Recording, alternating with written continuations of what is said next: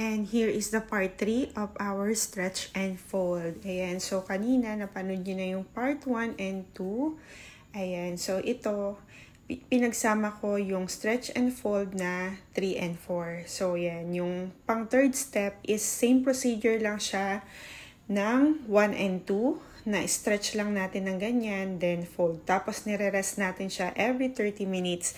Babalikan natin siya after that. So, ito na siya yung pangatlong stretch and fold natin. Ayan. Medyo mas, mas malambot siya. Mas parang medyo basa. So, kakapit talaga to sa hands mo. So, just dump a water on your hands. Saka mo siya stretch and fold. Ayan, para hindi siya sobrang dumikit sa kamay mo. So, eto lang. Madali lang naman siya yung procedure. Hindi siya kagaya nung iba na nakakalaki ng braso. Kasi kailangan mo siyang masahin yung mga bread. So, ito, yung sourdough bread, masyado siyang binibaby.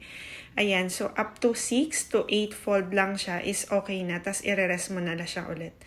Ayan. So, from time to time na re-rest mo siya ng 30 minutes, mas kumikinis yung dough natin. Mas gumaganda siya. Kung napansin nyo, yung unang-unang minix natin siya, di ba marami siyang mga parang may buo-buo.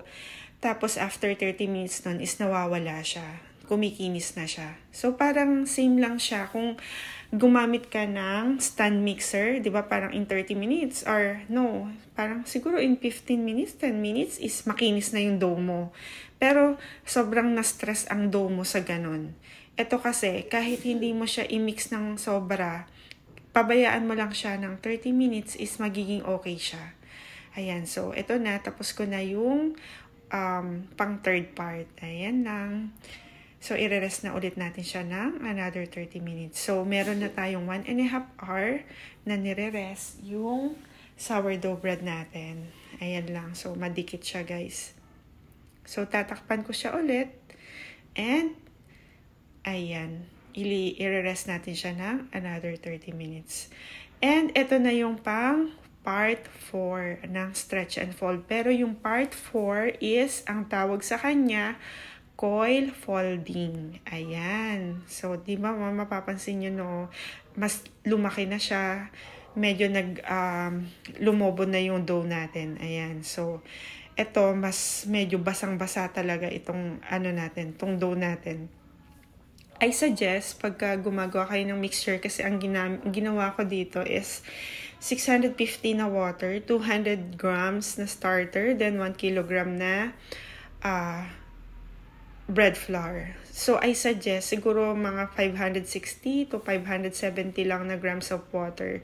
Kasi nga, pagka nagdadump ka ng water sa kamay mo is mas nag-a-add na naman siya ng additional moisture dun sa dough natin. Kaya pansin nyo, ayan no, kapit na kapit siya. Ang hirap akong i-fold siya. So, ganyan lang guys. Parang iikot-ikutin mo lang siya. Ayan, parang tinutupi mo siya ng tinutupi. Ng parang coil. Ayan. So, kahit ilang beses lang. Kasi mapapansin nyo, kikinis dyan yung dough nyo. Ayan lang naman yun. So, ganyan lang yung procedure natin. So, after that, ayan na, diba, ang kinis na niya. So, yun, mas makinis pa siya sa pagmumukha natin, diba?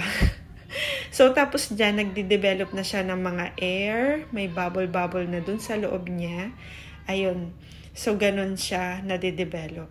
So, after nga nitong coil fold, i-rest na natin siya ng another 30 minutes para sa final shaping natin. Ayan. So, rest muna, baby! Ayan.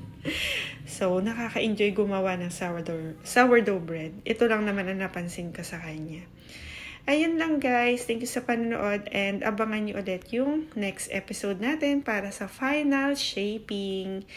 Thank you guys. Don't forget to subscribe. Bye!